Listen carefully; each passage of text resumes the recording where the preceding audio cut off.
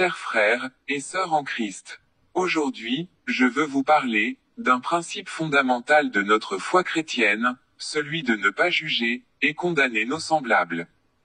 Dans notre monde, rempli de péché et de confusion, il est essentiel que nous comprenions ce que la parole de Dieu nous enseigne à ce sujet.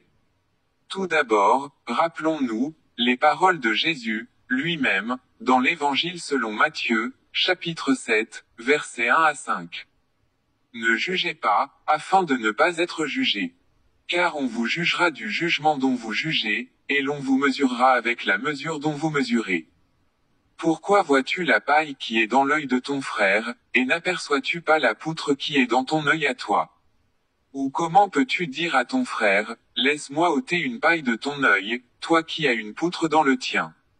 Hypocrite, ôte premièrement la poutre de ton œil, et alors tu verras comment ôter la paille de l'œil de ton frère. Jésus nous met en garde contre le jugement précipité et hypocrite. Avant de pointer du doigt les fautes des autres, nous devons d'abord examiner nos propres vies, à la lumière de la vérité de Dieu. Nous sommes tous pécheurs, et aucun de nous n'est digne de jeter la première pierre. Cependant, cela ne signifie pas que nous devons rester silencieux devant le péché. Au contraire, la parole de Dieu nous appelle à exhorter nos frères et sœurs, avec amour et vérité.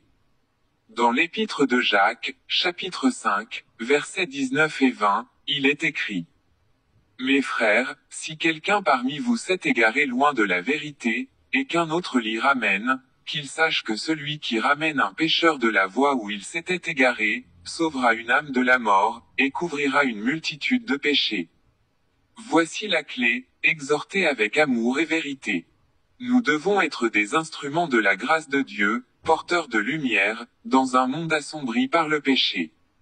Il vaut mieux dire la vérité qui blesse que de consoler avec un mensonge qui tue.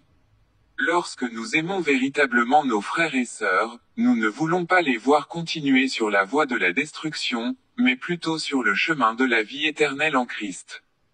Enfin, rappelez-vous que notre motivation ultime pour exhorter les autres ne doit pas être la condamnation, mais l'amour de Dieu.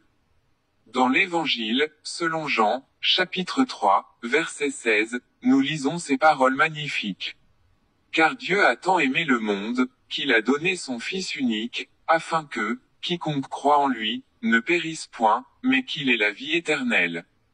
C'est l'amour de Dieu, qui nous pousse à exhorter nos semblables, à leur annoncer la bonne nouvelle du salut, en Jésus-Christ.